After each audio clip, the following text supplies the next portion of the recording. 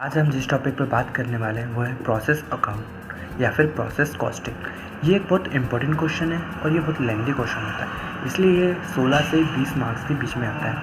Mostly ये BBA में आता है और एमबीए में आता है और ये काफ़ी लेंथी सम होता है, लेकिन आज इसको हम बहुत ही ईजी मेथड में समझने वाले हैं। तो चलिए शुरू करते हैं।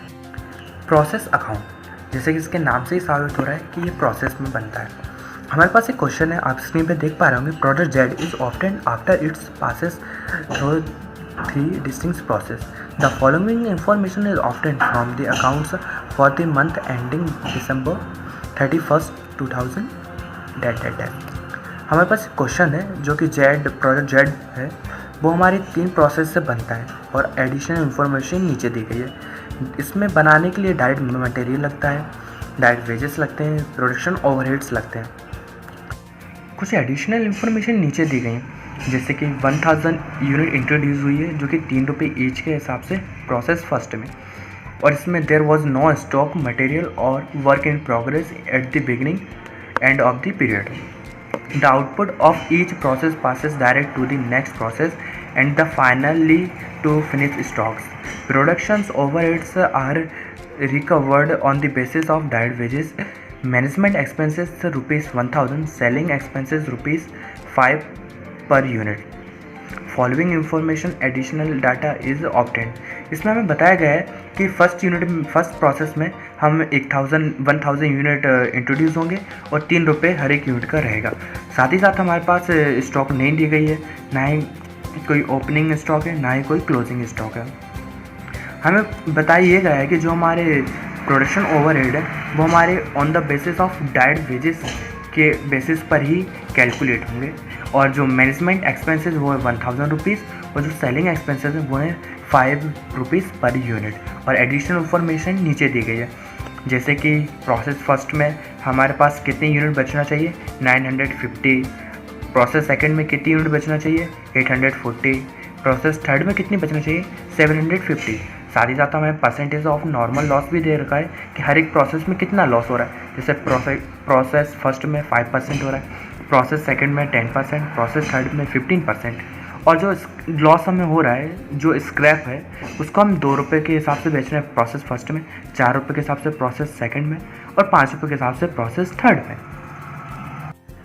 रिमेनिंग एडिशनल इन्फॉर्मेशन ये है, 40% unit of finish goods were sold at a profit of 25% on the selling price. 25% profit के साथ हम 40% जो फिनिश्ड स्टॉक है उसको हम सेल कर रहे हैं, और हमारे पास ना ही ओपनिंग स्टॉक है, ना ही क्लोजिंग स्टॉक है, जो मैं आपको पहले ही बता चुका हूँ। हमें इसमें क्या क्या बनाना है, प्रिपेयर प्रोसेस अकाउंट बनाना है, फिनिश स्टॉक अकाउंट बनाना है, प्रॉफिट एंड लॉस अकाउंट बनाना है, नॉर्मल लॉस बनाना है, एबनॉर्मल गेन और एबनॉर्मल लॉस अकाउंट बनाना है। तो प्रोसेस फर्स्ट अकाउंट हम बनाते हैं। इसमें हमें, जैसे कि मैंने आपको पहले बताया था, 1000 यूनिट्स इंट्रोड्यूस हुई हैं। यहाँ पर आप देख सकते हैं 1000 यूनिट इंट्रोड्यूस हुई हैं और 3 रुपये हर एक यूनिट के, तो टोटल कितना अमाउंट हो रहा है, 3000। अब हमारे पास फर्स्ट जो प्रोसेस है उसमें हमने डायरेक्ट वेजेस भी, हमको डायरेक्ट मटेरियल भी लगाए। कितना डायरेक्ट मटेरियल लगाए, लगे 2600 का, तो 2600 ये लिख लिया। उसके बाद हमें डायरेक्ट वेजेस भी लगाए। डायरेक्ट वेजेस कितने लगे, 2000 रुपये के डायरेक्ट वेजेस। उसके बाद हमें प्रोडक्शन ओवरहेड्स भी लगे, लेकिन प्रोडक्शन ओवरहेड्स कितने लगे हम कैसे पहचानेंगे। तो हमें प्रोडक्शन ओवरहेड्स हमें सिर्फ बताया गया है कि आपके 9000 है, लेकिन आपको ये नहीं बताया गया है कि किस प्रोसेस में कितने ओवरहेड्स लगे हैं, प्रोडक्शन ओवरहेड्स। तो इसको कैलकुलेट कर देंगे। हमको बोला गया था कि प्रोडक्शन ओवरहेड्स कैलकुलेट होंगे on the basis of direct wages. तो डायरेक्ट वेजेस का रेशो ले लेंगे हम, 2:3:4 रेशो, तो इसका रेशो हो जाएगा। और 9000 को जब आप इसे डिवाइड कर देंगे तो हो जाएंगे 2000, 3000 और 4000। तो आप यहाँ पर देख सकते हैं प्रोडक्शन ओवरहेड्स कितने लिए हैं, 2000। और इसके बाद आप ये भी देख सकते हैं कि आपको बोला गया था कि यहाँ पर 5% नॉर्मल लॉस होगा।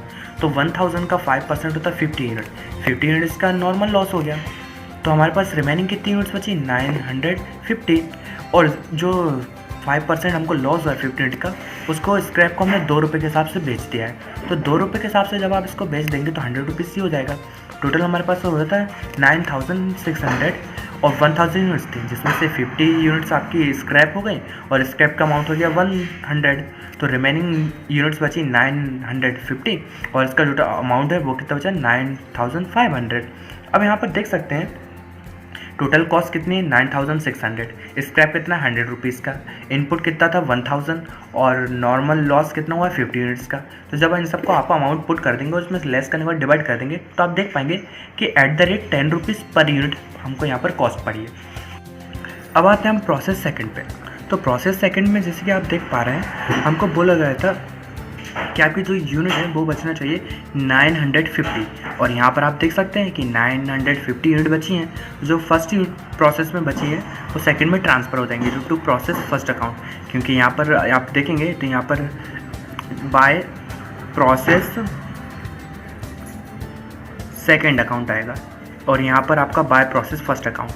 अब यहाँ पर आपकी कितनी यूनिट बची हैं, यहाँ पर बची 950 यूनिट और इसकी कॉस्ट कितनी है आपकी 9500, तो यहाँ पर आप कॉस्ट आ गई।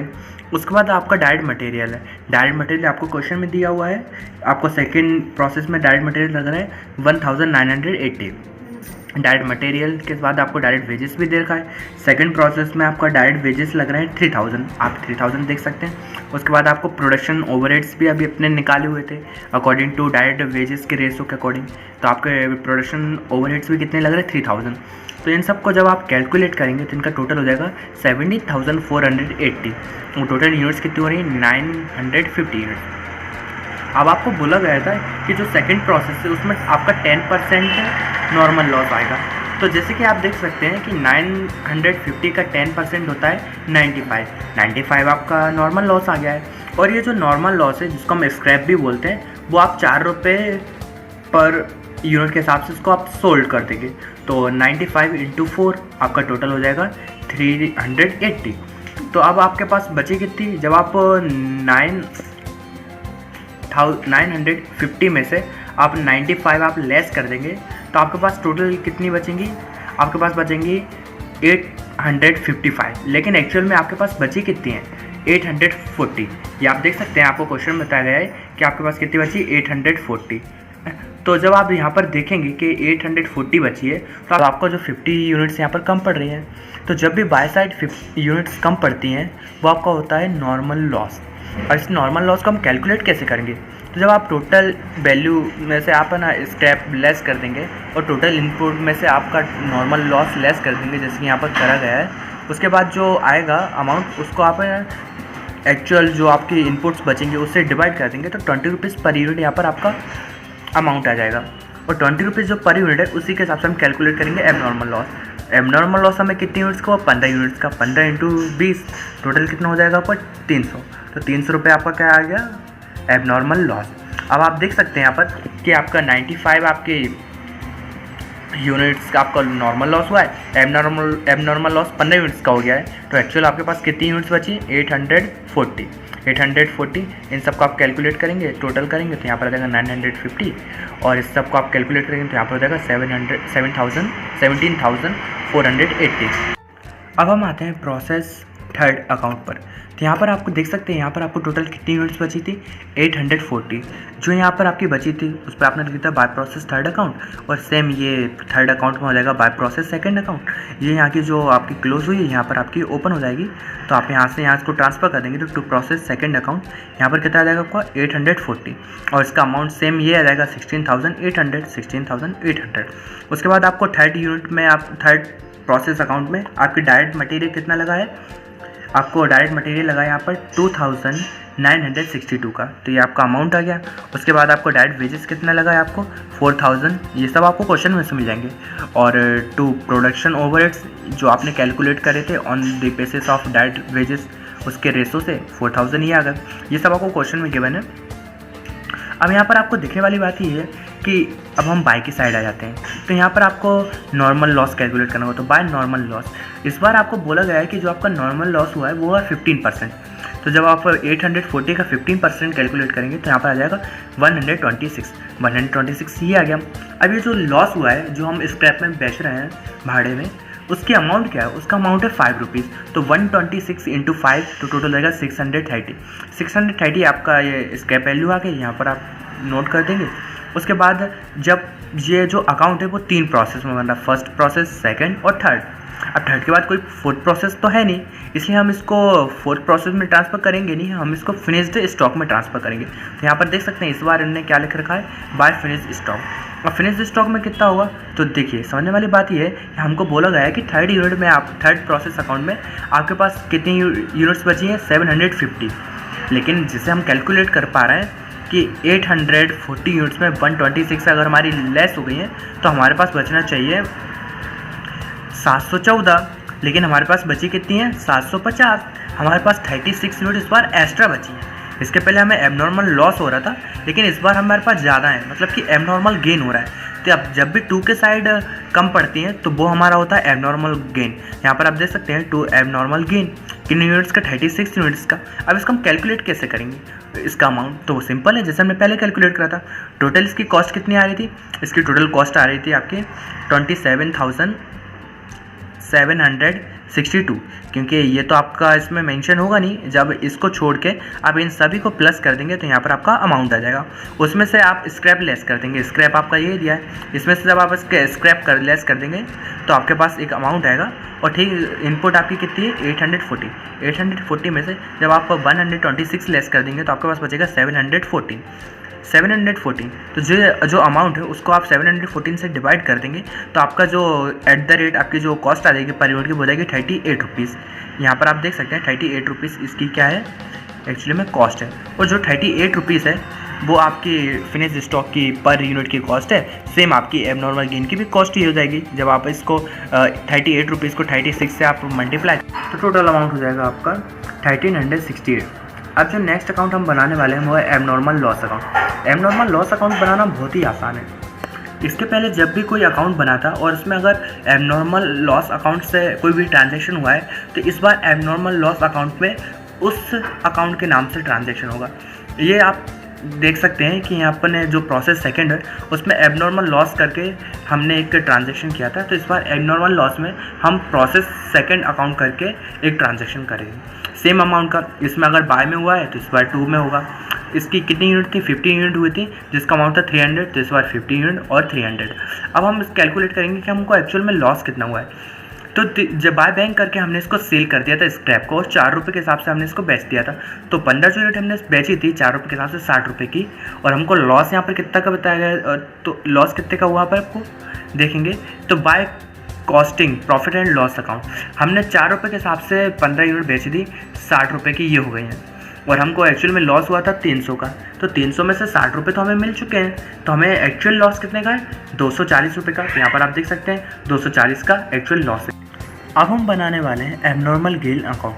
एबनॉर्मल गेन अकाउंट भी सेम प्रोसेस से बनेगा कि अगर इसके पहले किसी अकाउंट में एबनॉर्मल गेन के नाम से ट्रांजैक्शन हुआ है तो इस बार एबनॉर्मल गेन अकाउंट में उस अकाउंट के नाम से ट्रांजैक्शन होगा।